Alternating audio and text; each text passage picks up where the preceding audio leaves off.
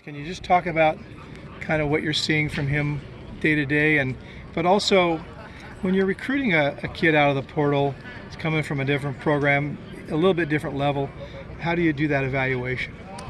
I think the evaluation process, if anybody tells you they kind of got it wired, I think they're probably a little ambitious. The things that we're looking for, the film, the first thing we're looking for is the film. We love film because there's no audio. You just get to watch and observe. So there's no what he is, what he isn't. It's just his actions are speaking. So we're looking for traits that we think are not equal to, but traits that we think are making us better. We're not trying to fill in the bottom of our roster. We need to move that roster up through I think high school recruiting, development.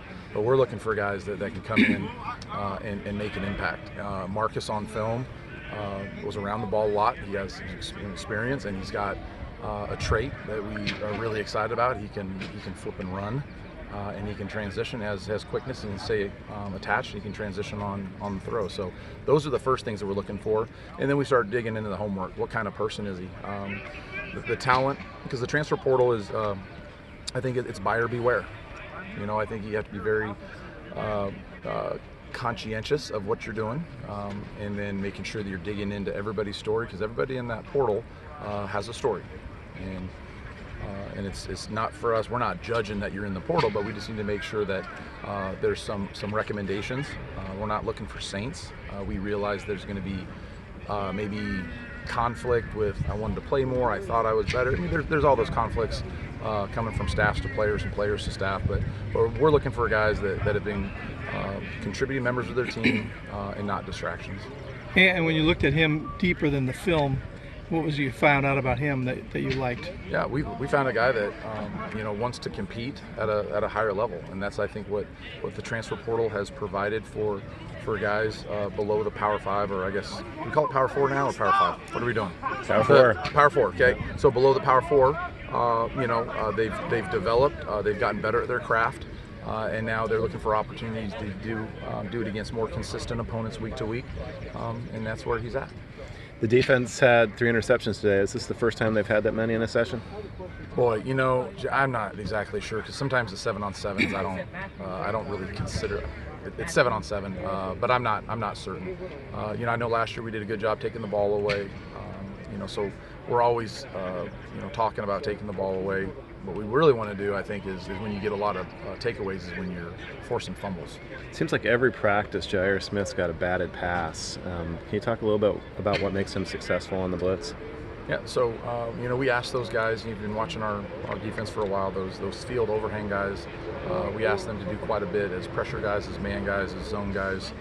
So Jair is a very talented player. I think he can play outside for us. I think he can play inside for us. And then we're just continuing to develop him to see where I think he's going to help us the most and where he feels most comfortable. But like you said, he's around the ball. He had a fantastic, I think maybe practice 2 or 3. He climbed up on a circus route, recaptured his leverage, and high pointed the ball, which was a very impressive play. And I think right now you're starting to see some of these guys start to separate themselves.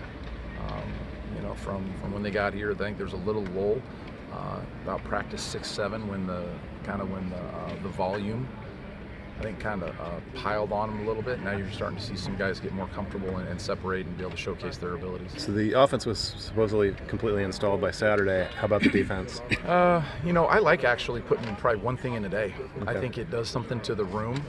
I think it causes kids to focus. Sometimes when we talk about, hey, we're just going to go out there and keep doing what we do, I think it artificially gives the kids a break. But when you say, hey, we're going to install something today, I think it's a good way of keeping the kids focused. So even if it's one thing or even if it's a tweak, I think it's important to continue. Hey guys, we got some new stuff in today, and I think when you say that, when you go into a classroom, hey, we got some new things we got to be tight about, I think that gets the guys perked up and ready to concentrate. Are you guys scrimmaging on Saturday, and if so, what are you hoping to see from your guys? I'm not sure. Justin, we haven't discussed it yet. With the quick turn on Friday, Saturday, sometimes we abbreviate practice a little bit on Friday to get some more work on Saturday. I believe we have officials, but Justin hasn't made that decision yet. Going back to the portal a little bit, Have you been able to kind of streamline the evaluation process over the last few years now that it's kind of become the norm, or is there always going to be those opportunities and instances where you miss on some guys just because you don't have enough time to evaluate them? Well, I don't think anything's streamlined yet. The amount of resources it takes to streamline that process is just is a spot I don't think we're at yet. Just the sheer volume, and I think you're going to see it here in 5 days. 5 days is going to flood. So unless you have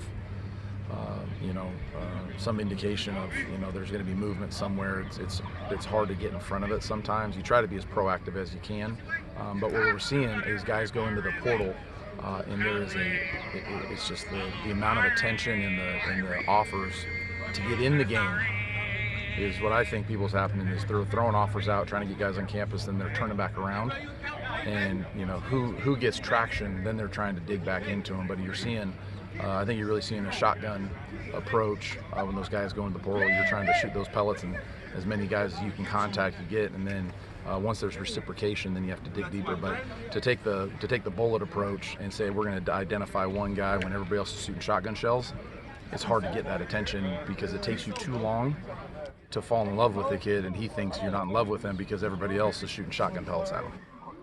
Any thoughts on the perceived effectiveness or of the expanded recruiting staff that you're seeing added? How do you expect that to impact things going forward? Well, I think it's going to continue to help us as we get people on board. We're adding some new people, but anytime that people join an operation or organization, there's training. It doesn't matter if you're being trained here, if you're trained at Apple. There's processes and there's identifications that we're looking for and kind of how our academic process works, what Justin wants to do with what type of people we're bringing in.